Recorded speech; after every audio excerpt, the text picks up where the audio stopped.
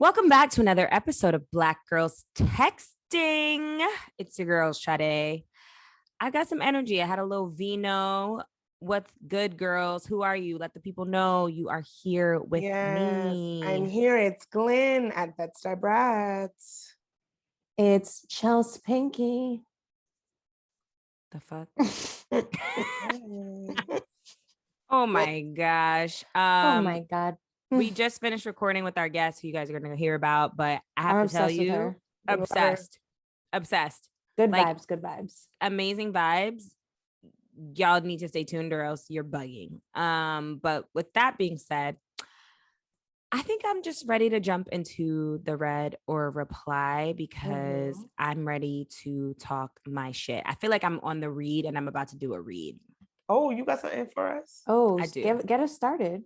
I do. Do you want, should I start with a bad and then end on a good note, or should I start with the good and end on like a drag? I want you to do whatever you think. End with the drag. End with the drag. I feel like it's more impactful when you end with the drag. Okay. Yeah. So even though I have these frustrations, I'm replying to just like the small wins in life. Like, it's so crazy. This past weekend, I was with some friends and we did like, Glenn was there. We did like karaoke and I just saw people that like mean a lot to me. I talked to my grandpa for mad long. I talked to my sister. I like did things that I just like make you feel good. And I was like, you know what? Even when you have all this bullshit, like, it's so nice to know that I have people that I love and I have these moments that actually matter more than like the bullshit day to day of work. And that is like such a blessing because a lot of people don't have that. So I had to take a moment to be like, you know what, it's all good. And my grandpa was like, you can't have sunshine without a little bit of rain. And he loves a fucking saying. And it's just so funny when he's just dropping them on me. But he also was like talking to me about, I said something like, oh, I can't wait for the weekend. And he was like, I'm going to tell you something about weekends. You got 4 weekends in a month, right? And I was like, yeah. And he was like, some of those weekends you got obligations. So really, it's only a few days out of the month. He was like, that's what you're going to live for? A few days out of the month? Every day you gotta make it something for you. Yeah. He was like, we're not doing we're not waiting for the weekends. Yeah. He was like, we're not waiting for the weekends. And he was like, basically in old people's terms was telling me to put up boundaries, which was like so funny to hear. He was like, Monday, Tuesday, Wednesday, maybe you're on. Thursday, let up. Friday, tell him to leave you alone. And I was like, okay, grandpa. Okay, 83-year-old black man's version of boundaries. Like, we have that language for that now, right? Yeah. The boundaries, but like she's been practicing that. I know. It was super cute to hear. Time. With all that being said, y'all niggas need to relax, okay? I am not an open heart surgeon. I'm not curing cancer or COVID. I am not helping Afghan women escape. I am not opening up a school in Sierra Leone. I am selling more bullshit. So y'all need to leave me the fuck alone. Y'all saw Summer Walker? Leave me alone. Oh my God, I love that video. Leave me alone. That's what y'all need to do. My job is tripping. They're bugging the fuck out. People need to learn etiquette. They want to send you things like 911. She said etiquette. Emergency. Please reply. Right, like you're curing cancer. Or my favorite thing that is new. When did they start doing this? Bumping this in case you didn't see it after you sent me something 20 minutes ago. What? I saw it. My nigga. That's so passive aggressive. Ew. I'm working. I if I didn't answer your message, I might be on a call. Everything doesn't revolve around you. So I need all of you to really stop acting like this is your life. I understand you get a bonus or you get, little perks, you get commission, but like, I don't know what time y'all are on, getting wrinkles and gray hair and hemorrhages and all types of hemorrhoids. because y'all are stressed. I'm not on that time. So leave me the fuck alone. Okay. Because my ancestors already did enough for y'all. I don't give a fuck that y'all are paying me. It's still not enough. Leave me the fuck alone. I'm not answering your fucking message. Don't bump shit to me. After Friday at 5 p.m., I'm clocking the fuck out, and I will talk to you on Monday because I've been giving you niggas my Sundays. I've been giving you late nights, and it's coming to an end because, again, I'm not doing anything particularly special. And I'm fueling capitalism and the animal that is this beast that is killing us in the first place. So y'all can fuck off, and I'm done. I'm obsessed with that. Because I was literally having a conversation and I won't say made to feel crazy, but like no one was agreeing with me. And I was talking about boundaries and how we need to set boundaries. And it's going to take all of us, because if the girl on the side is fucking doing the most, then I look crazy. We all need to set boundaries. Like, these jobs will fucking fire you, or, you know, if you get sick long enough, they don't give a fuck. They'll replace you. Like, they don't care about you. So why are you fucking working on a Sunday? Why are you on vacation, on PTO, busting your ass? Like, these jobs don't care about you. I'm not saying like, don't do your job. Obviously do what you were hired for, but like, there are boundaries. You're not a fucking machine. Absolutely not. It's like, my analogy that I love is when you go to the strip club and bitches are sucking dick for $20, and then everybody comes to the strip club thinking they're getting their dick sucked for $20. I'm not sucking your dick. So great analogy. Let's get it together. Yeah. How's everybody else doing? Well, I'll reply to my weekend. One of my closest friends got married. It was an incredible ceremony. I'm not a crier. When it happens, I get very uncomfortable, but I saw her walk down the aisle and it was fucking waterworks. And I was up there in front of 200 people because I was a bridesmaid, and I was just like, oh my God, this is humiliating. This is humiliating. But like, it just wouldn't stop. Like, just like seeing her and just like knowing their relationship and like how much they both respect each other, how much they love each other, how much they love on each other. It just was like beautiful to see. And, you know, I want to shout out her special day, and I hope she's having an amazing time in the Maldives. Yes, Maldives. I love that. Wait, I have a question. How does it work when you are in the, what is it called? The bridal party, when you're like up there and you cry. Do people bring tissues with them? No. And like, I have a full face beat. So I literally was like, and then the girl next to me, who's like her childhood friend, who like I've gotten to know through like bachelorette parties and all the bridal showers and all this stuff. She's like, Chelsea, your makeup. So I'm like this, patting my eyes. That's what I always wonder. I'm like, that's hard. No, yeah, but like, it was weird.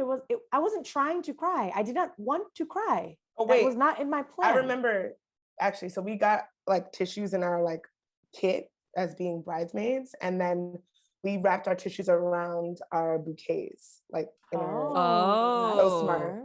That's clever. Pro tip for the girls that are in weddings. Yeah, because I cry. I cannot know these niggas, and I watch stuff and I cry. So it's just like, if you know their relationship, it's just like, I don't know, it was just so nice. So, and I'm trying to think of what I'm leaving on red. Oh, well, I guess what I'm leaving on red, as much as I love these bitches, I'm going broke. I'm leaving weddings on red. I don't want to go to another fucking wedding. If you get married, don't invite me. I don't want to be a part of it. I'm kidding. Maybe invite me if we're close, but like, I'm literally going broke. There was a Bloomberg article that was sent to me, and it was called 4 Weddings and a Financial Funeral. And girls, like, that spoke to my soul. I'm looking at my checking account. I'm looking at my credit cards, and I'm like, wow, I've just been blowing money. So I'm done for a while. Yeah, that shit adds up. It adds the fuck up. I don't know how you doing it. You definitely need a little break. I need a break. A little ramen noodle. A little sweetie meal. A little sweetie meal. A little sweetie meal. That I might spread between lunch and dinner. Right. It's a lot. Okay. And as I just ordered DoorDash like a fucking dumbass. I just ordered DoorDash as well. Yeah. I'm finna order something too. Oh no. I mean, on that note, Mhm. okay, so I'm just gonna say this again.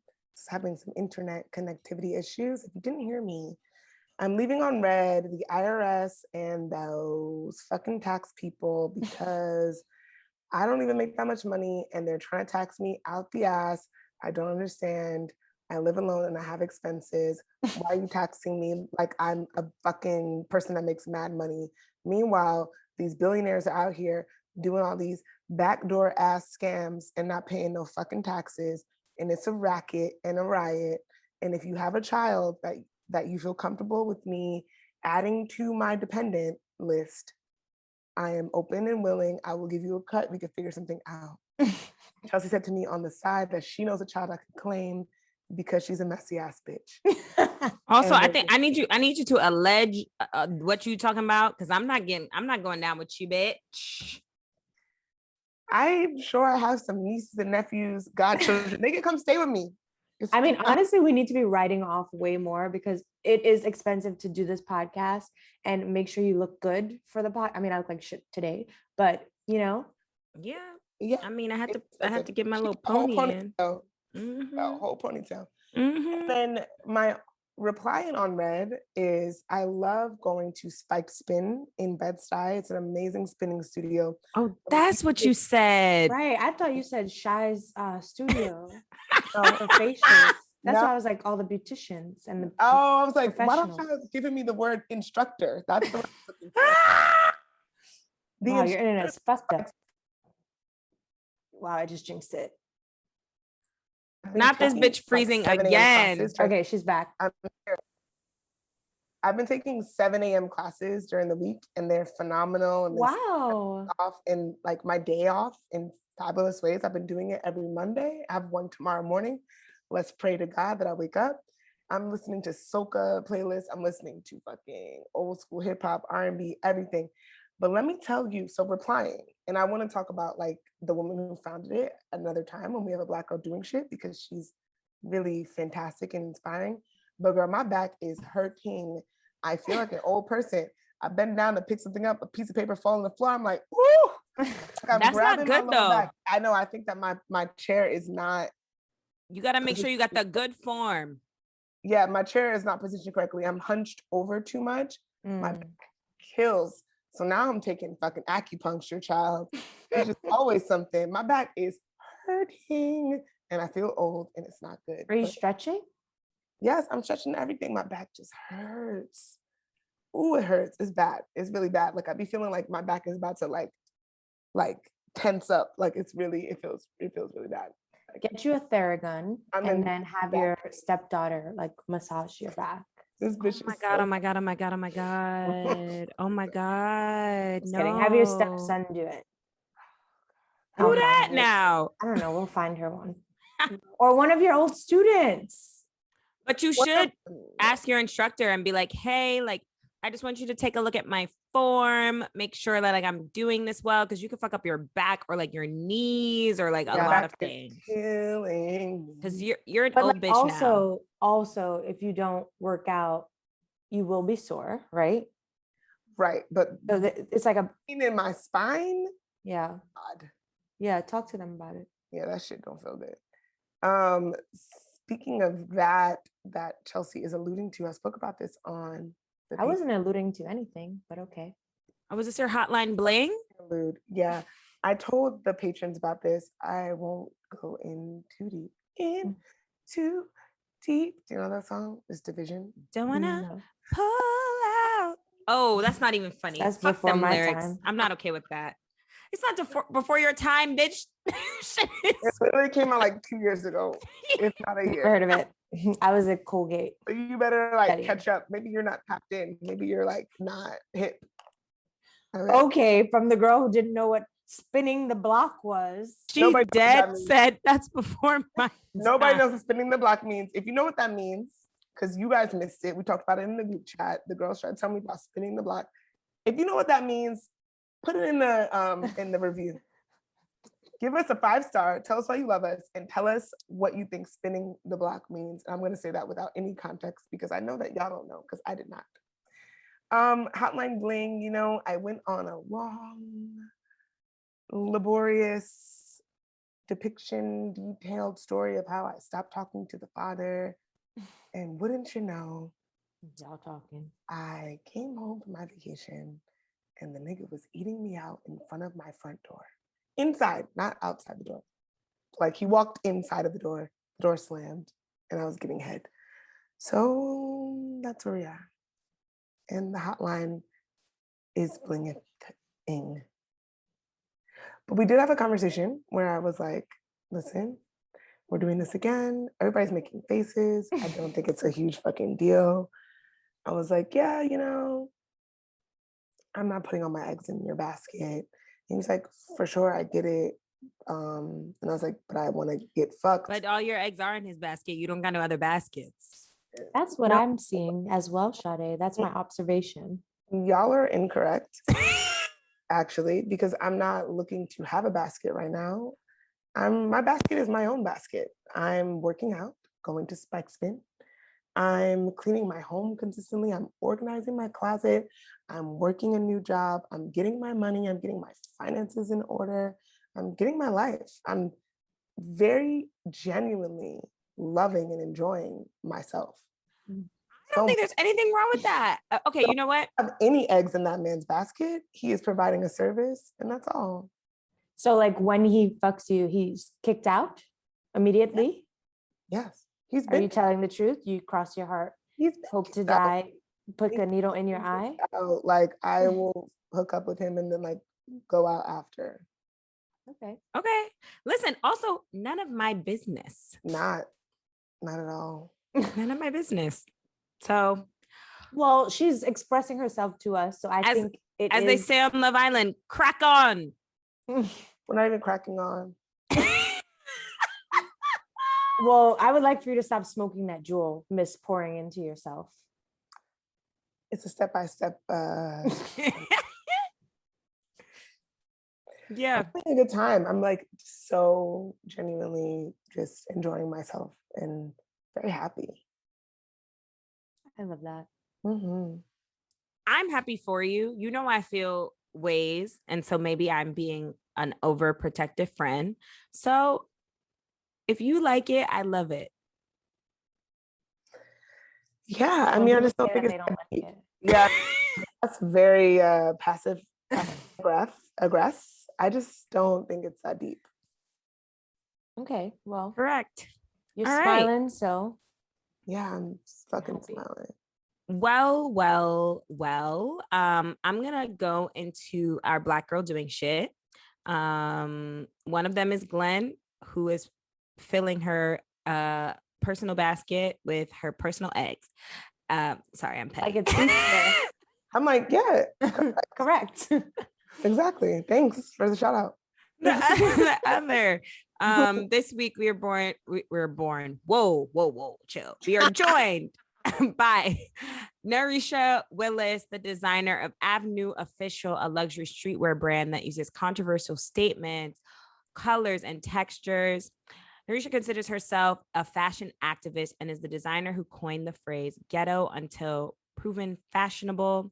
She is a CFDA designer. She's been featured in Vogue, which you will hear a little tea on that. Mm-hmm. Refinery 29 and Essence. She'll be hosting a 2-day pop-up experience for Fashion Week on September 9th and 10th. So stay posted. We'll post more about this. We also talk about it in the episode. And she is just incredibly talented.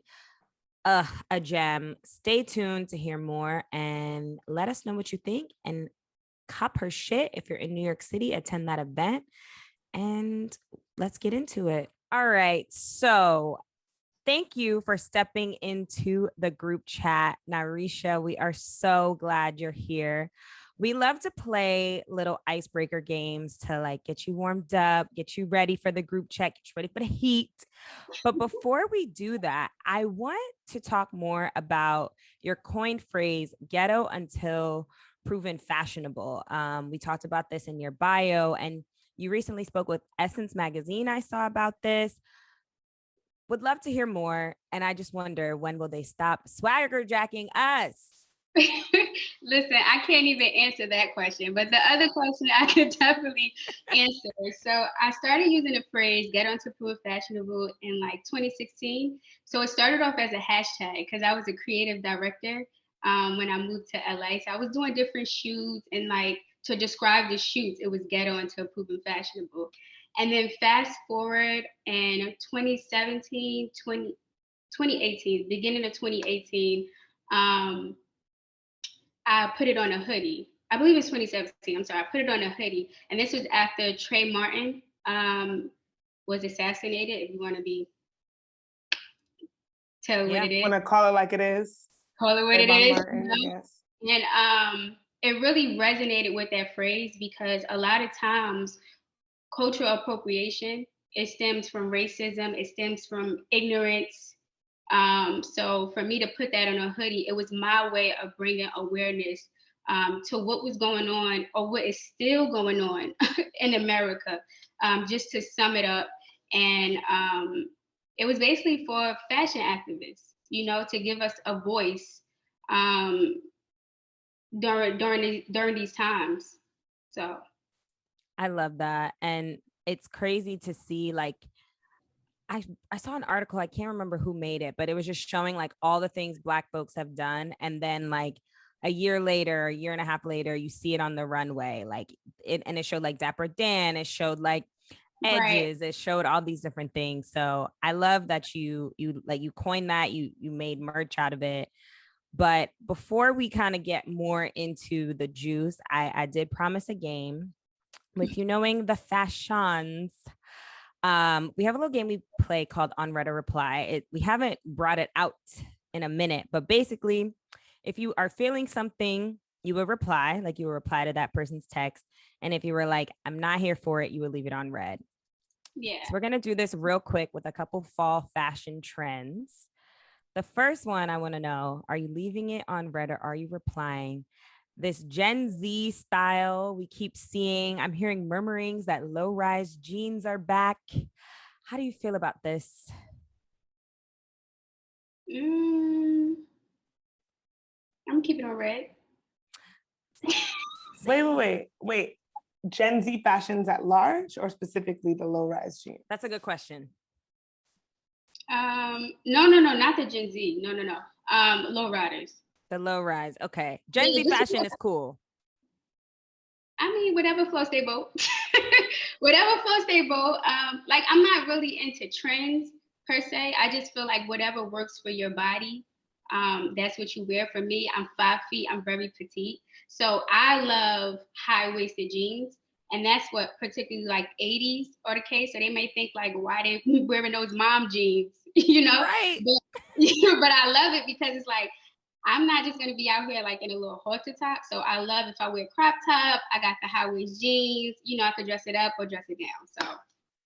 Correct. The high waist jean just did wonders for the girls like myself that have a small waist and a big ass.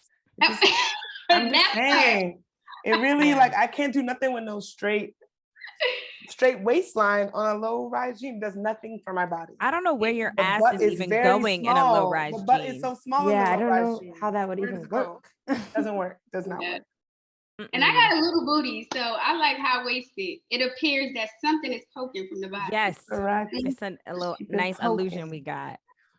Right. Next up, I don't know if you've seen this. I'm starting to see a lot of clunky, chunky boots. They're like giving, I don't even know. Like a little, it's like a Rick Owens energy, like very just a chunky boot. And a lot of like fast fashion brands are remaking them as well. Doing them in a sandal, doing them in a boot, doing them in a loafer. Yeah. I'm gonna leave that on red. It's just not for me. You're not doing these trends. All right, I got another one for you. The Bottega obsession. Let me see. I went to, what was that? Neiman's for the first time, because I'm not a European designer type of chick. I support my Black designers. That's my designer to me. So when I went to Neiman's, I was with a friend. They were buying like some shoes, and I saw the Bottega purse, and when I touched it, I was just confused. Like the handle, I was really confused what was going on. Like I'm not understanding why it costs that much. She said confused. Sade Yeah, hates the cage leather is shoes. very, Yeah. it's very soft. The leather's very soft. Leather, yes, I agree. But if I'm gonna spend that amount of money, like I want the whole thing to be filled with like great quality. The chain part is like, it feels like plastic. Yeah, the chain looks I don't really very Forever 21. Yeah, I don't love the cage boot. The girls were loving That like netted, cage, like square toe, and your foot was like stuck in the shoe. I think those are so cute. On a I certain need foot. more red. Yeah, I think if you're like a size 5 or a 6, once you Yeah, start on going a up small to like cute foot, it's cute.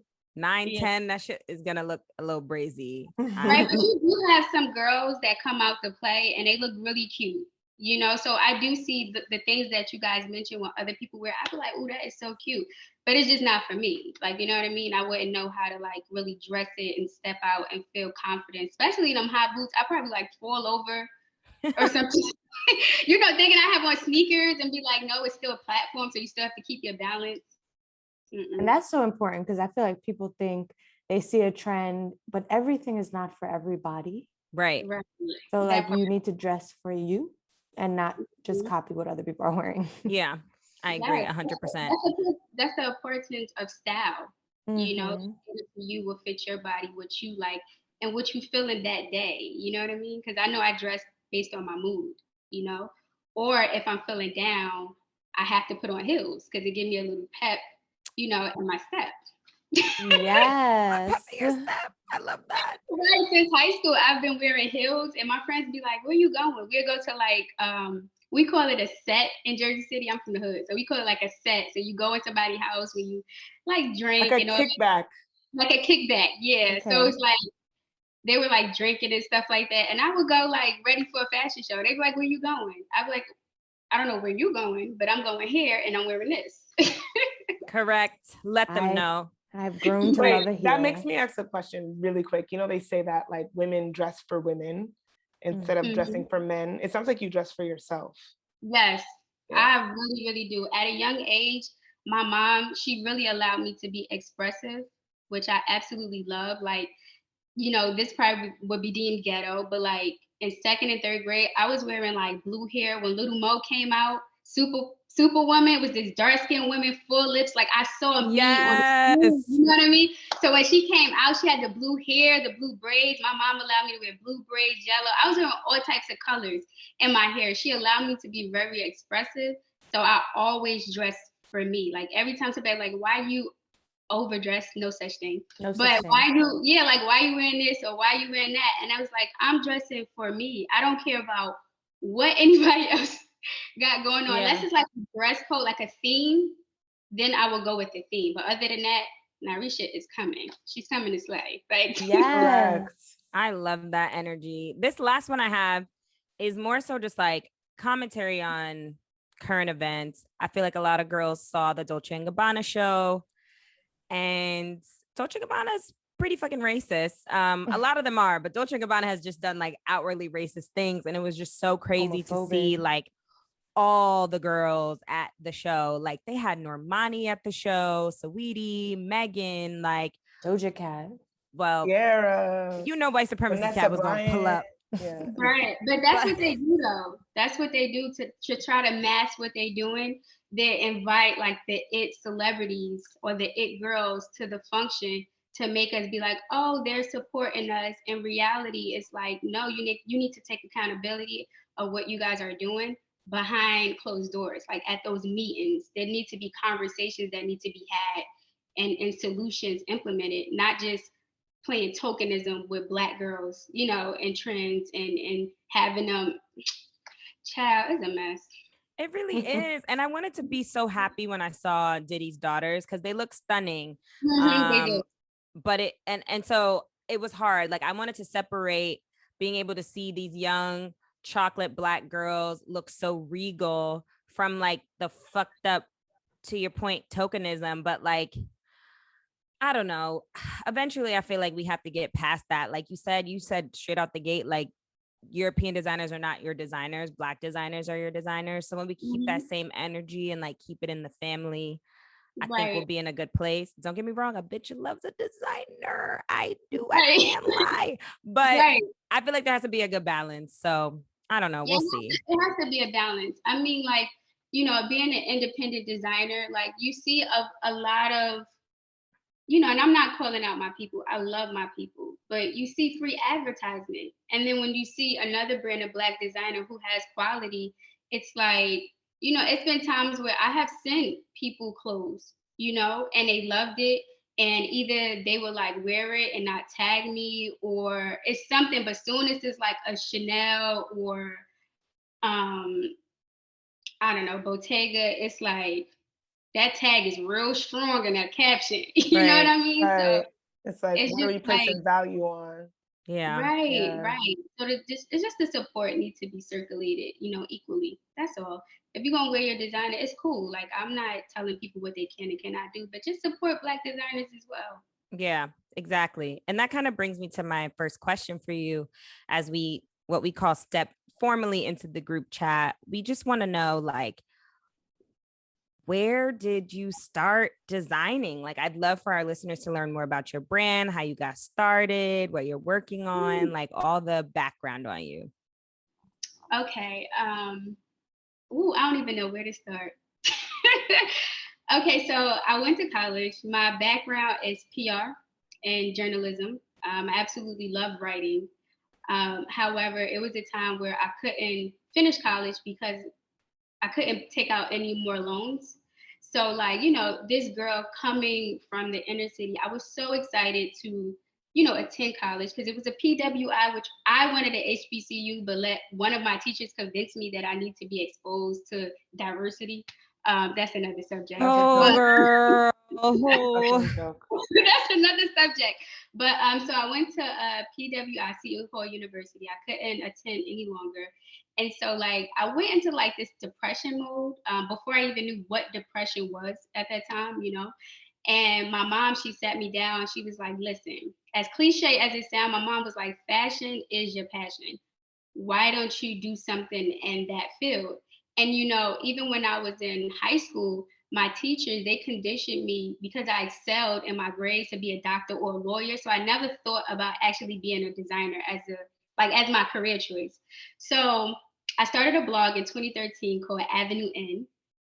Basically, it was highlighting Black designers around the tri-state area. So I would go around, I would do interviews with them. I would host events with pop-up shops where they would come, everybody meet, and they could sell their things and whatnot. And then I moved to LA. Fast forward, I moved to LA. In LA, I got my hands in photography. I got my hands in creative directing. I still was great. And I was just doing a lot of things. And it took me, when I moved back home to Jersey, I just started, because I always have sketches. Like, I have sketches since I was in the second grade. I used to sketch bathing suits, right? And so I still have all of these sketches.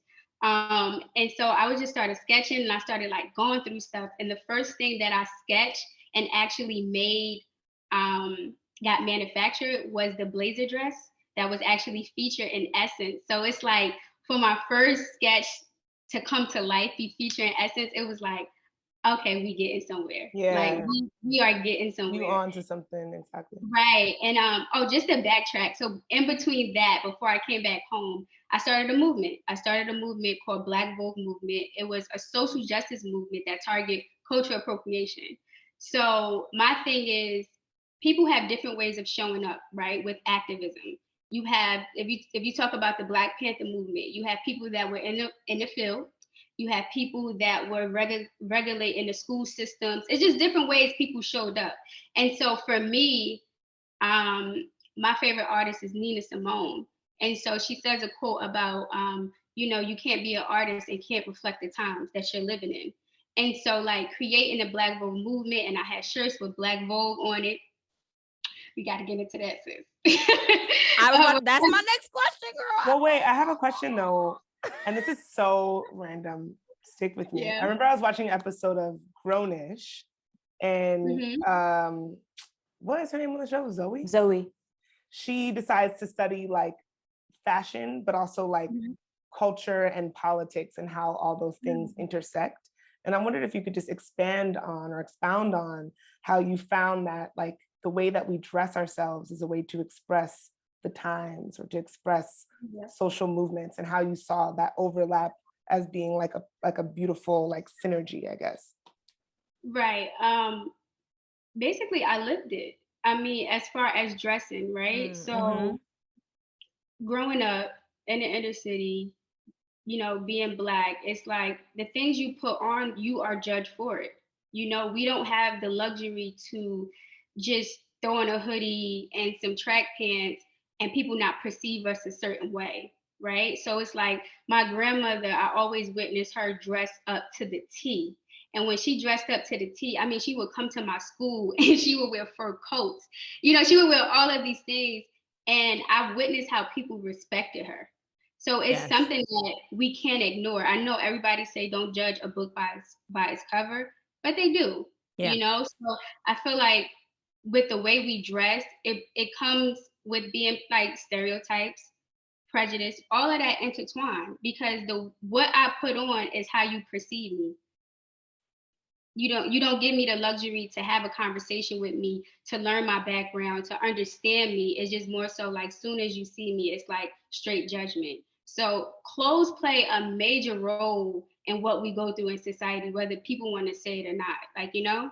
Especially when you're Black. True. Like I'm thinking about like, you know, people telling their sons like, you can't wear a hoodie. And then I think about like billionaires that's what they wear, a hoodie and jeans, and they're good, like specifically white billionaires. But we have to dress up to like say something that we're safe, I guess.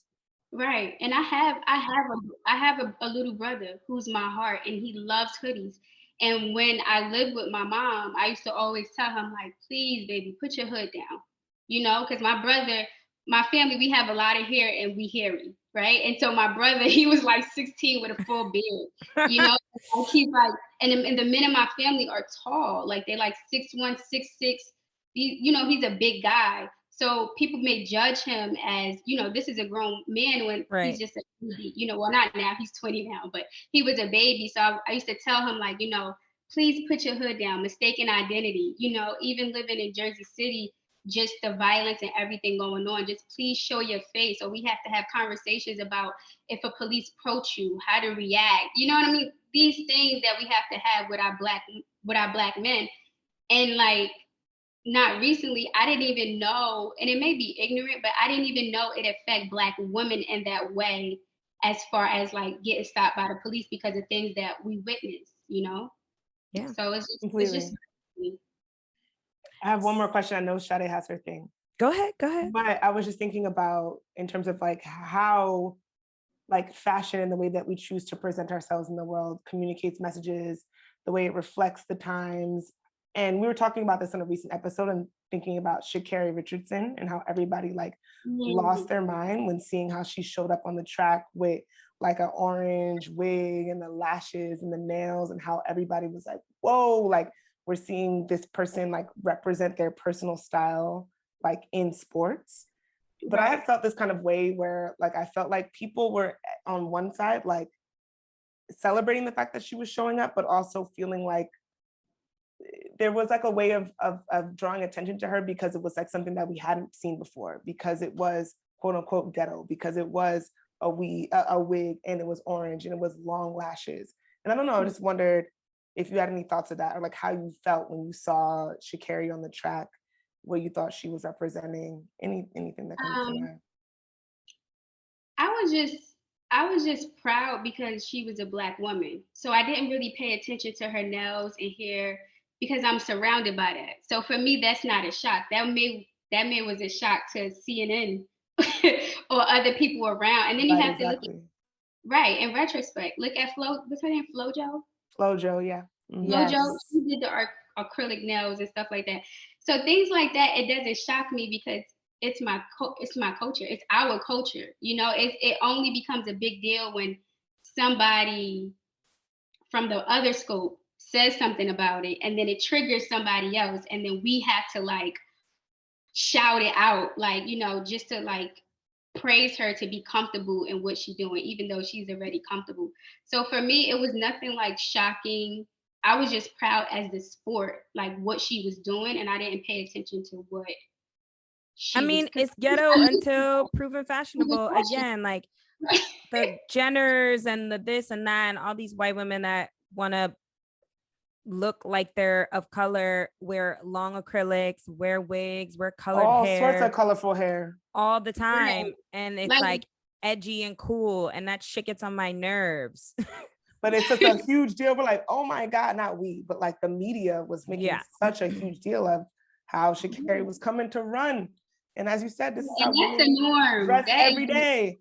That's the norm. I grew up in the projects. I saw all of that.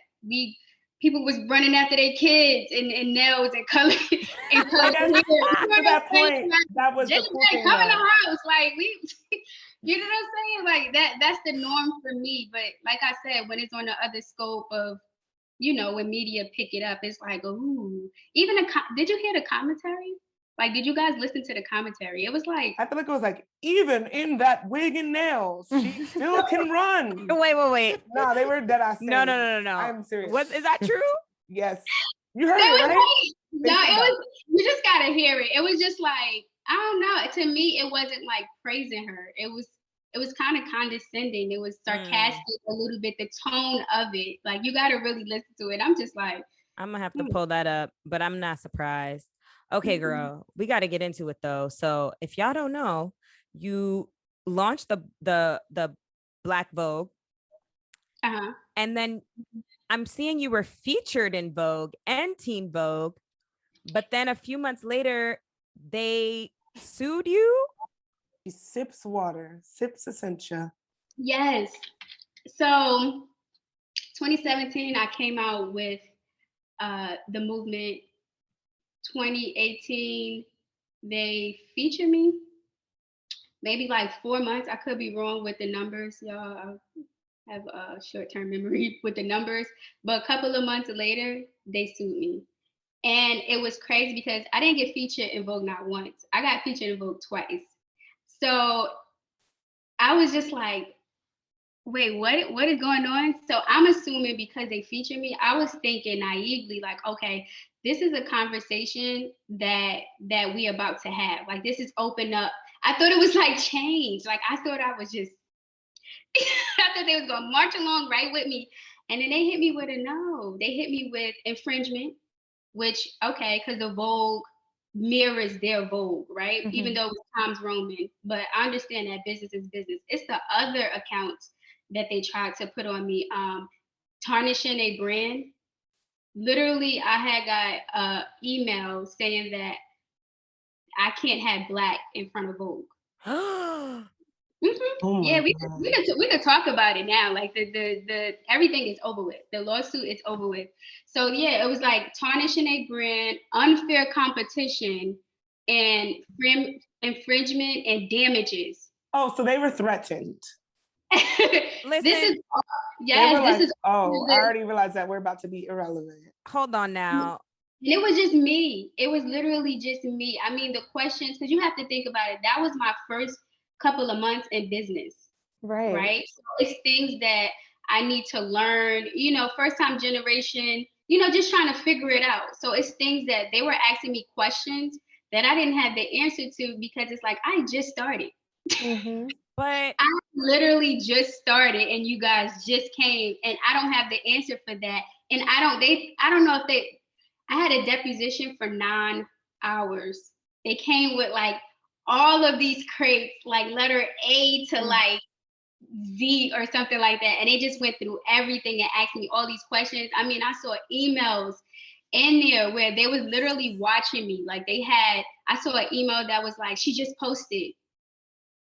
That's mad weird because I would think when you get to Vogue, like that name and what it affiliated with and what it conjures up is almost divorced from the publication itself. Like, we're thinking about voguing, and like even within like the queer like ballroom scene, that comes from Vogue, and it can be its own thing.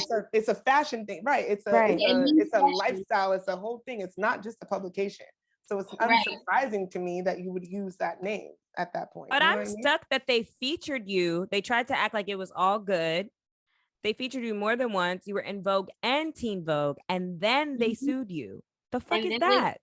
And then they sued me. And I was just like, when I tell you, I think I didn't understand the magnitude of it until I spoke to my mentor, which is April Walker. She's my angel. I spoke to April Walker, and she was like, listen, I'm going to hook you up with my dear friend who is a lawyer. My lawyer was Dr. Keith White. And once we started talking, I understood the magnitude of what I was getting myself into by taking on this case. Yeah. I mean, it's Vogue. That's crazy. Yeah. Major. And they were coming at me hard. I mean, it was like like nasty divorces. So they were doing like little things that cost so much money, in order for me, because I'm pretty sure, I don't know if they assumed that this was something big, but common sense, they know that I don't have the money that they have. So all the tactics that they was pulling was like crazy. I mean, like third parties, they had to go through all of my emails. And I'm just like, y'all searching for nothing. Like searching for nothing is really not nothing. And I imagine like that could also be like, I mean, this might sound silly, but like hurtful, because you're a lover of fashion. You probably looked in Vogue, like it's like, yes. It's like, right now I can laugh about it because I have gone through every emotion possible. But I also know that Vogue is not my story. I also know that my story is bigger than Vogue. Everything that I'm doing doesn't equate to the validation that I need from Vogue. So now I'm able to talk about it. I'm able to laugh about it. But however, in the midst of that, like my business was my identity, right? And that's something that I want people to learn from. As entrepreneurs, your business cannot be your identity. And I know that the culture, tells us to put your all into it, be obsessed with it, eat, breathe, wake up to it. And it's just not healthy, because when that lawsuit came and I had to stop them shirts, I felt like my world just stopped. And it may sound like dramatic, but not at all. When you feel like something is your purpose, right? So we got to distinguish between purpose and assignments. I believe that was an assignment.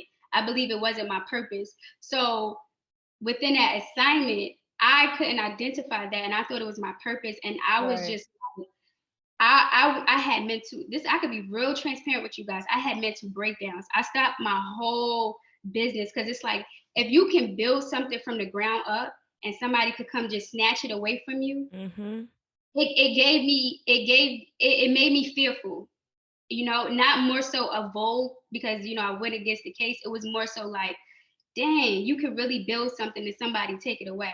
So now what I learned from that situation is that I have to have all my ducks in a row. So now we got that trademark. You know what I'm saying? Now I got a lawyer on speed dial. So now I got a CPA. So now I have all of these things that equip me to be a good business woman. You know what I mean? Because outside of the fashion and designing, if you call yourself a CEO, you have to know the ins and outs of the industry. So I had to go through that situation to learn all of that, because I probably just would have kept going and doing the heat pressing and hustling, right? Hustling is not a good thing. People have this mindset of hustle. It's like, no, you want to work smarter. Work smart, yes. My dad always told me that, and I couldn't understand when he was telling me that, like in college and stuff like that. I'm like, nah, I'm a hustler. Like, I'm from the hood. We got to get it out the mud. Like all of these things. It's like, girl, you're draining yourself. Like, stop. You know what I mean? So it was very hurtful. I went through mental breakdowns. I remember in the deposition, it was a time period. Oh, I'm giving y'all all the tea. I remember it was a time period. People be doing this. I don't know what it is. You're in the group chat. You're in the group chat. Right. And speaking to Black women, I just feel at home, no matter where I'm at. So, but But it was a time in the case where it was getting real nasty, and my lawyer had, like, he went in. You know what I mean? He understood the assignment. You know what I mean? There was a point where I had to take a break and leave the room, and I actually cried because it was so overwhelming. And also to see, because we always say Black men protect Black women, and in that instant, I saw first-handedly a Black man protecting a Black woman. You know what I mean? It was like he went ham. So it was like very emotional things I was dealing with that. And then also, just financially draining me. It drained me. Like, I literally got a bill because we had to do a third party. I literally got a bill for like 6 G's because they charge by gigabyte. I mean, talk about it. It's so much stuff that I went through. So I had to step back from everything. I had to step back from my brand. I had to get my mental health back, right? I had to grow spiritually. I had to get closer to God because I really didn't understand what was going on. And so from that situation, it birthed AVNU. Come on. And we are here. Wow. We are here. That had to be so scary. Yeah, it was. It really was. And even my lifestyle changed. Like, I just moved into a beautiful loft downtown Los Angeles because I was working from home. So inventory, I was in the studio. And so inventory got so much, like, from my Ghetto Until Proven Fashionable hoodies. It wasn't even the Black Vogue shirts. It was the Ghetto Until Proven Fashionable hoodies that took over my whole studio. Like, I literally have pictures on Instagram. If you scroll down, you'll see, like, it's all over my floor. So it was time to move. So these are things that, I was progressing, I was growing, and then just to get smacked with a lawsuit and you still trying to learn. And I became, my brand, the movement, it became so public so fast and went viral so fast that I couldn't make my mistakes privately. A lot of people, business owners or fashion designers. I had one friend talking to me yesterday, and she was saying, like, she's been designing and she can't figure out why she's not, getting a recognition and all of these things. I'm like, take that time to really master your craft, not only with designing, but the business aspect of it. Because once you go viral, you can't turn back. Right. You gotta be ready. Back.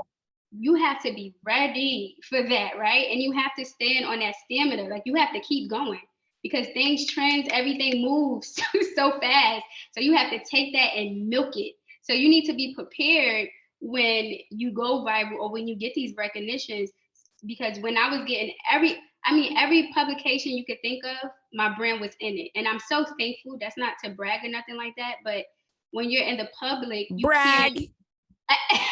I don't care. We gonna brag over here. We do not do modesty. But when you in a public, it's like, ooh, you know what I'm saying? Like, it's no room for error. You kind of feel like that, even though I feel like my supporters are my family members, they my cousins. You know what I mean? Like, my supporters got me through all of it. I was getting emails with prayers, like detailed prayers in it. They were like tipping me. They did my they donated to my GoFundMe. Like, they were super, super supportive. So yeah, I learned a lot from that, guys. But I also want people to take away from that situation is that the very thing that we may be fighting for can be a distraction to what we're trying to do. So my goal is to always create spaces for my people, right? This is why I always love throwing events. And, COVID came, and now I have this new event coming up, Back on the Block, for New York Fashion Week. So my goal is to always create spaces for us. And especially during New York Fashion Week, because I was that girl that didn't get invited to events. I would get dressed up. I would go to New York, and I would play New York Fashion Week. I would be walking up and down the block, like pretending that I was going places. I studied abroad in Milan. I met this guy. He told me just pretend that you on the phone, and they might let you in, or you might get photographed. I used to be trying. Right. And so I was that girl. So I know how it feels to absolutely love fashion. It feels like you're not being included. So the event that I'm having, even an event prior to that I had during last Fashion Week, created spaces. So with that lawsuit, it was distracting me from the work that I wanted to do within my culture. You get what I'm saying? I feel like you just always, I don't regret going to battle with them, but it's like you have to just choose your way of fighting, and financially that wasn't a smart decision, but it's other ways I can fight. It's other ways that I can impact my culture where I don't have to go against something like that will drain me mentally and financially. Just go where you celebrate it. So right. Beautiful. I'm having so many thoughts right now. I'm like, this is like, it's not even unique to the fashion industry. I think about what we're doing in the podcasting world and how it's so white, and how like 3 white girls can do exactly what we're doing, but blow up in a way that is different from us. Like, and all these barriers that are constantly put in front of Black people. And I'm also thinking of Lindsay Peoples-Wagner, who recently, she like wrote a piece for The Cut, where she's now the editor-in-chief, I believe. And she was at Teen Vogue.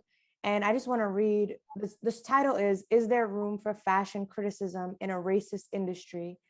And I want to read 2 quotes. So the first quote, I never saw myself in most of the images that weren't from Black publications, but that didn't soften my love for them. It's that feeling of like, you love this shit that doesn't love you back. You love this fashion industry that like just doesn't love you back. And then she said, when I came back to The Cut earlier this year as editor-in-chief, I knew I wanted to keep pushing to make a publication for people like me, the outsiders, those who never fit into the fashion industry's narrow idea of what's worthy. It was a really good piece. So beautiful. Just wanted to shout her out too. I have to read that. I did not read that, but that sounds so beautiful. Yeah. And it's so relatable. If you hear most of all of the Black designers, if you listen to their interviews, even Anifa, that's the, she love her. I love her. When I tell you she's such a sweetheart, like anytime I asked her for advice, she was never like withholding information. She gave me so much insight. I love her. But she also said it too. She felt excluded. Yeah. I was just gonna say, it's like when you bridge, it's like the industry shit that becomes the problem, right? It's like you love the creativity, you love the expression, you love how you feel in the garments, but then there's that industry side, that business side, where it's just cutthroat. It's about the money, it's about the trends, it's about the connections. And it brings me to, when everybody was saying Kanye West was ranting. I'm not talking about what he did on TMZ. I'm talking about prior to that. I'm talking about that. I ain't with that. But I'm talking about prior to when he was having the shows and he was going on, this rant. But they was calling it rant, but he was actually speaking truth. Everybody say, why don't you create your own? And it's like, yes, we can. And we are creating our own. But to get the magnitude of money production, you know how hard it is? It is so hard. Like even like transparency, minimum quantity order, it's like sometimes it's minimum of 300 pieces. So if you're coming in as an independent designer, you releasing a new product, that's a risk. That's a risk that we have to take because we don't know if all of that product is going to move fast enough and become dead stock. You know what I mean? It's like, so real. Right. And so like to have these bigger companies behind us and actually give us, the funding for it, it is a difference because they have connects. And the fashion world is smaller than what people think. If you look at it, all of those brands is owned by one company. Right, exactly. I was gonna say I worked at Kering, a fashion house, and I worked at Adidas, and there's so many barriers of entry. Like, I've had like little pipe dreams of like having a boutique one day, but like you said, there's like minimum order quantities. Like you have to have bread to get anything started. Like you can't just, you can, people have done it, but it's just very difficult. Very hard. Yeah. It's very hard. And you see women who are, even women that is reach a certain level, it's like they still is not matching the type of income that's being backed behind like Dolce and Gabbana. You know, it's a whole different world, you know? And that's years, like not a few years. We are talking like decades. 1930s, 1940s, decades of this. Historical brands. Like we were talking about this. Chelsea and I just did a podcast. We were on another show before this. Shout out to Mina B.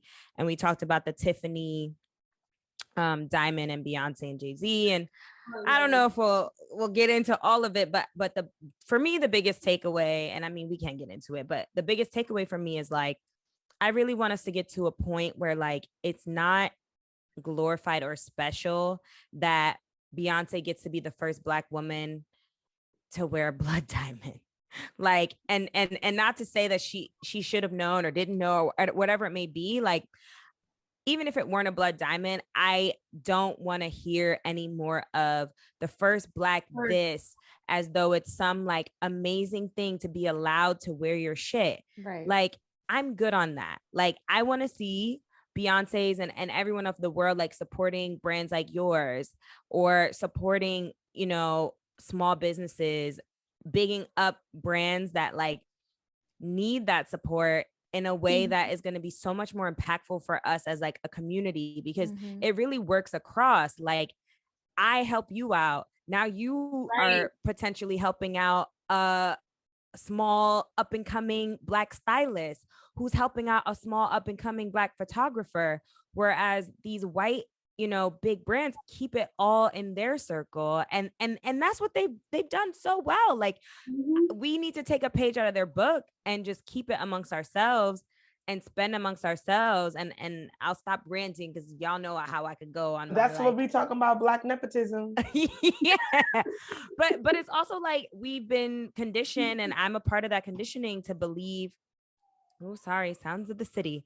But we've been conditioned to believe that like you always have to have more. And it's like, well, what if I just bought a really great quality pair of jeans from you?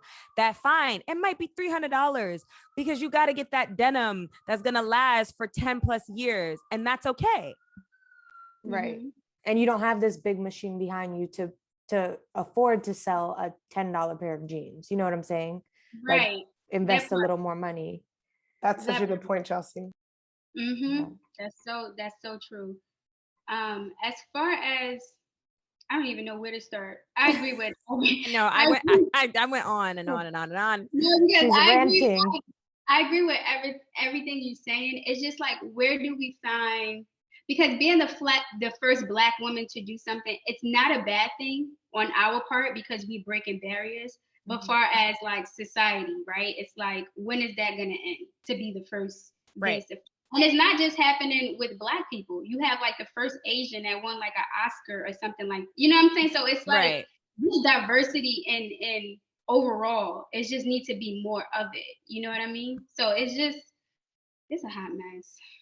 Yeah, it is. I think we're moving though. I think the zeitgeist is changing, and hopefully we're making some headway. I hope so. Yeah, I think that our generation, like, as much as you do see some of the like same habits of like Gucci, diamonds, blah, blah, blah, blah, blah, you also do see people that are like supporting up and coming artists. And I think it's these conversations that make somebody be like, oh, wow, like Vogue that I put on a pedestal that I think is so amazing did this really fucked up thing. Like, maybe I should kind of like reassess the way I praise some of these white organizations. I mean, because it was crazy too. It was people like, you know, under the comment was like bashing Vogue, and then you turn around and it's like Vogue in a bio. Right. Right. I think we need to pick a side and we got to stay there. You know what I mean? And not just support somebody when it's convenient. You know what I mean? And that goes for everybody, right? It's like, don't just support something, or it almost seemed like the disrespect from other brands when it comes to Black people. It's almost like a trend. You know how a trend happens, everybody on it, and then when it dies down, nobody wants it anymore. Nobody want to deal with it anymore. Nobody talks about it anymore. So it's just kind of like, no, we have to like remember what they did, because it's not going to be their last time. They're going to do it over and over again, because the lack of diversity behind the scenes in those business meetings, those creative directors, those photographers, like they literally do not understand our culture, and it shows. Because how do you not, thinking back before, how do you not know to put a little Black boy and a monkey? Right. And or a like monkey who were the people that did that like very odd ass blackface ad? They've all done. I'm like, who who knows? There's so many and examples. The other people that did the noose, like mad crazy stuff. It's just like it's becoming blatant. It's like y'all that ignorant, y'all really not understanding. No, yeah. No, y'all doing it for they're that ignorant, and the problem is they don't have people in the room that are Black. Like when I was at Caring, like, damn, I hope I don't get sued. Let me say allegedly. Go ahead and name the names. Call them out. Well, I'm not going to say which brand, but we know that's like a historic. They have a lot of the biggest brands. And like, thank God that our VP was a Black woman of in the eyewear department. And she would say things and bring up things that to me were very obvious, but obviously it wasn't to them. But if it were not for her, those things might have made it to, the public. Yeah. And for her feeling confident to say it, because you don't want to be the, oh, God damn, here comes this Black girl always talking about Black shit in the meeting. Right. Right. And being in that position can be very draining. It's like you come to work, you're doing something that you love, and you always have to like have these conversations, you know what I mean, to speak up and tell these people that it's not okay. So it does get draining. I do feel like they need to do their research too. Did you guys watch oh my goodness, what is it called? The first Sunday, the last Sunday? Something. It was basically a documentary of the Met Gala. About the Met Gala? Yeah. Oh, no. Oh, the first Monday in May. The first Monday in May. Randomly, I'm just laying down, chilling on YouTube, YouTube University, learning things. And I come across that documentary. When I say the blatant disrespect for Asian culture that was displayed in that documentary, I'm shocked that they even like made that public. You're like right. If you look at it, and literally they had a guy who was Asian and telling them that this is not okay, this go against our culture. And the guy literally says like, oh, but you don't like controversy? So controversy is more important. Girl, you have to watch it. That's why they're doing it. That's why they're doing it. No, but they know who to play with, because they're not going to do something controversial to other groups of people. And I don't need to specify which groups, but they know. Oh, girl, I know who you're talking about. They're not like doing certain that. Groups are protected, and certain groups, it's just like, yeah, let's continue to shit on them. Shit on them. They're still gonna buy it. Like they're still gonna buy it. They're still going to buy it, and they're gonna get mad. Yeah, and probably still buy it. But again, it's not even our fault, because as we spoke about earlier, it's this vicious cycle. Like if I'm going to a nice restaurant or a nice, I don't know, area, and I'm not wearing a certain outfit, then I get treated a certain way. You know what I'm saying? It's like, yeah. I mean, you think about, like I mentioned earlier, thinking about the word Vogue and how it's associated with like ascending, right? In the ballroom scene, they have these houses of whatever, of all these brands. It's become like this aspirational thing. I was watching Raising Kanan, and they were talking about how like wearing polo, like in the 90s, it was like, I'm wearing polo because I'm not supposed to be wearing polo. That's why I keep buying it. And there's like an awareness of that. And like, I don't know, just thinking about reshifting what the aspiration towards is. And like, as you were saying, Nareasha, like going back to buying Black, like it was never for us. They don't want it to be for us. Didn't Tommy Hilfiger say that, or was that a rumor? Didn't he like say it's not for you guys? I feel like several brands said that. And another man said that too. I forgot the name. God. He probably did. Yeah. I mean, we can lose count of all the things that happen within the industry, right, towards us. But I know for me, I'm in my Black designer. Like what I have on right now is Just a Mod. It's my friend. This was her first cut and sew. that she did, and it's It's beautiful. designer. You know what I mean? Like I That's wear my designer, friends' exactly. stuff. Yeah, I wear my friend stuff. I wear Black designers, and it's like that's what it's given. That's the type of time I'm on. You know, I want to get on your time. Should we share some of our favorite Black designers? Because I know Shy love her some brands, child. She said, I want to get on your time. Is that why you said that? No, I do. I'm like, I want to get on your time. Yeah. Because I gotta do better. Before your viewers say something, I want to say, because these earrings, hair store. And I know the 5 represents like Chanel. Chanel. Yeah. I was gonna ask, what is that 5? But this is not it. Listen, I get a lot of earrings from I just want to let them know, because I can see somebody be asking me mad questions. They're like, where'd you get those? My earrings don't never turn, and they be coming from the beauty supply. She said my earrings don't never turn. They don't turn. They don't turn. Oh my God. Oh, you said hair store. Yes. Yes. They do not I'm turn. obsessed. They Well, do not okay, turn. I'm going to share one of my favorite Black designers. Shout out to Bernard James, Black jewelry designer based out of Brooklyn. Maybe we can figure out a way to like get all the Black designers. You know.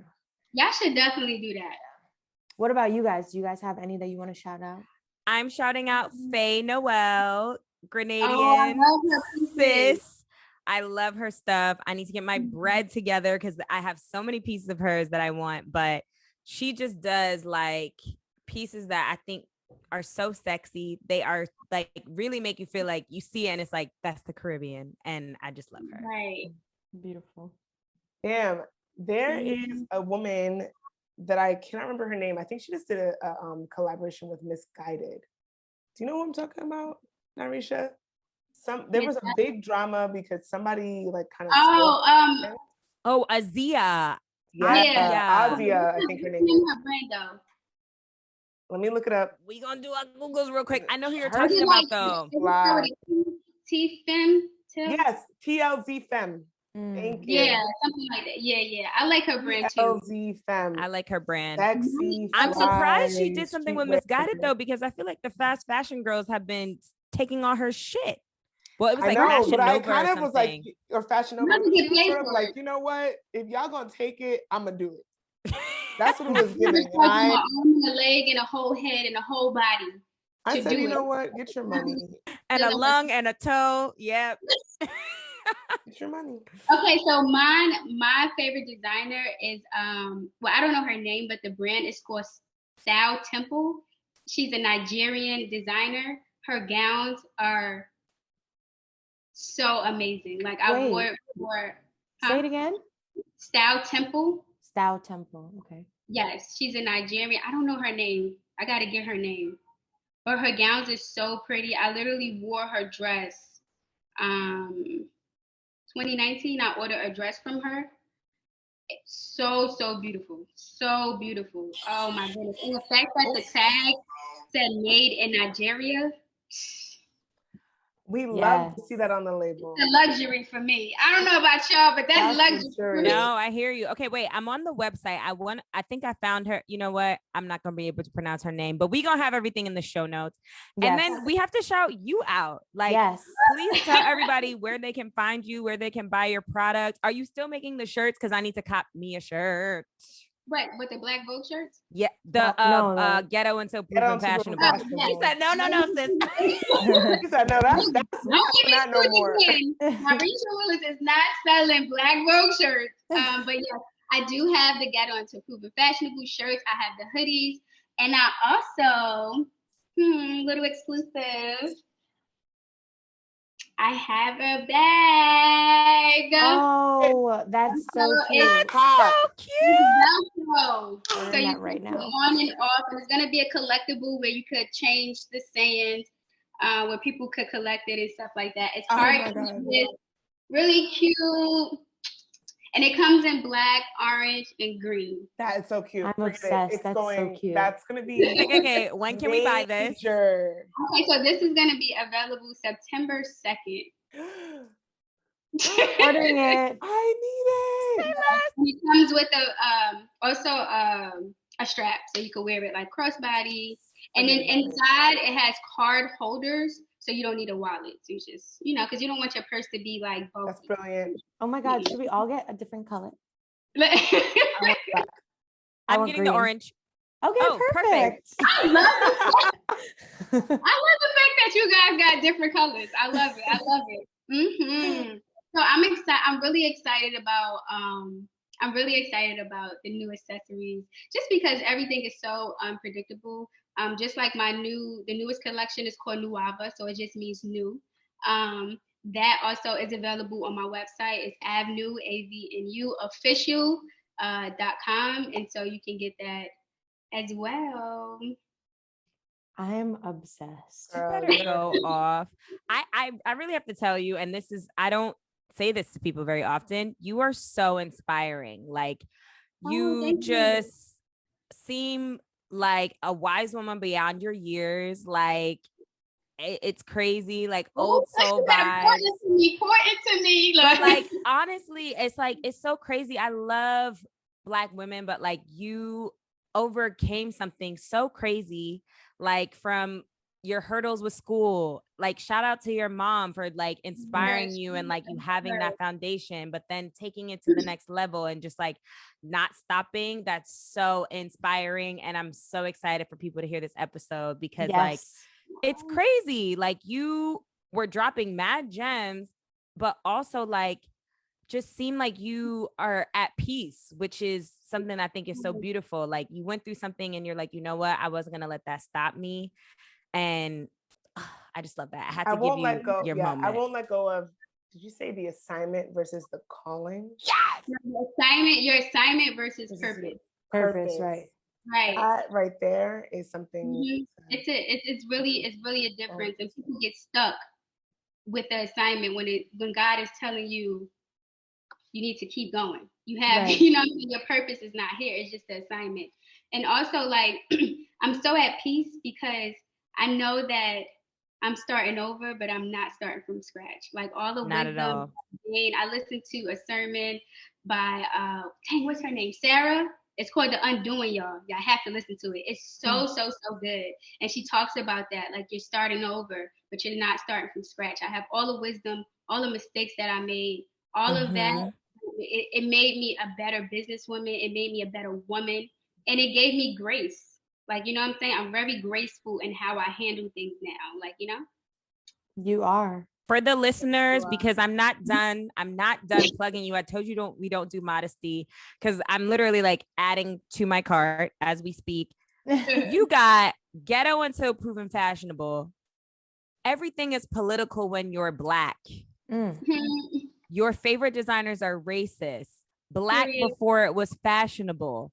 Can't have the culture without the struggle. Correct. No. Dear colonizers, my ancestors sent me to take back all. Yes. All this. So you're just gonna take all my money tonight, and that's fine. Right. Fine with that. Run it up. Listeners, y'all better run up the website. We're gonna have everything in our show notes, and we're gonna blast this on social media because you deserve this. Shit is fire. Thank you. The shirts are definitely conversation starters. I never say t-shirts. I say conversation starters because whenever you wear one, it starts a conversation, whether somebody's staring at you, whether somebody's uncomfortable, or they're asking you what it means. You know what I mean? So absolutely. Oh my gosh. Is there anything else you want to plug? We've got the event. Oh, yes, the event. Yes. So the event is free. It's actually a pop-up shop, so you're able to get the live experience of shopping the clothes, feeling, because, it was pandemic. So a lot of people were able to feel the clothes. I want everybody to feel the quality of it, to try it on, the fitting of it. So it's 2 days, September 9th. September 9th is the opening night. I encourage everybody to come September 9th from 5 to 9. And then Friday, it's from 11 to 9 o'clock. So during that day, you just could come breeze in and out and shop and get to meet me. And just like, it's a family affair. Like we back on the block, we outside. Yes. So I'm super excited because I love throwing events because I get to meet everybody and the energy is just so amazing. Everybody dressed up, everybody Black. Oh, it's gonna be really good. And it's powered. I'll be there. Come on, Oxygen. I want to. We're gonna have to pull up, and you know what? I'm a pause. And I can shop there. I'm gonna say I'm Right, gonna pause get on my add it to my bag, cart. I'm gonna add get there my because I can get shirt. the high. It's a different high when you get it in person. Yes, please go up on a kid. I would love to meet you guys. Yes. Yes. And Oh my where God. can the listeners follow you and your brand? Okay, so my personal page is my name, Nareasha Willis. And then the brand page is AVNU Official. And you can follow that as well. And then also please subscribe to my website, avenueofficial.com, for all the updates, new things that may drop, or discounts, you know, because once you're a subscriber, you are family. Come on now. All right, y'all heard what you need to do, so get on it. And thank you so much for joining us and just being so open, honest. You have such a beautiful soul, and we are just so appreciative. Yes. Thank you guys for giving me this platform, because I've been muted for a while, you know, with the case. And so you guys doing this platform and giving other people voices to tell their story, it's amazing. So please continue to do this, because I'm down for the group chat. Yes. Thank you, girl. You're always welcome. So, real talk, real time. What would you do? Is gonna have to pause this week. I just got a text that my basement's flooded. And speaking of boundaries, my boss is calling me talking about an emergency. So your girl's got to go. It's 8. It's almost 9 p.m. Correct. You know, I'm trying to practice what I preach, but it's a small, like Glenn said, with the jewel, it's a small, you know, we're making progress on a daily basis. Step by step, an hourly basis. Do y'all want to tell the people what to do, where to find us? Go follow us on Instagram, Black Girls Texting. Leave a comment, rate, subscribe. Email us at hello@blackgirlstexting. Go to our website, blackgirlstexting.com, cop some merch. Join us on the Patreon, where we get real nasty. Yeah. Patreon.com/blackgirlstexting. Jess, and hit the YouTube, mommy. Oh yeah, the YouTube. And send me thoughts and prayers. Thank you so much. Girl, I appreciate. Love you. Good luck. Bye. Thanks. Bye. Bye.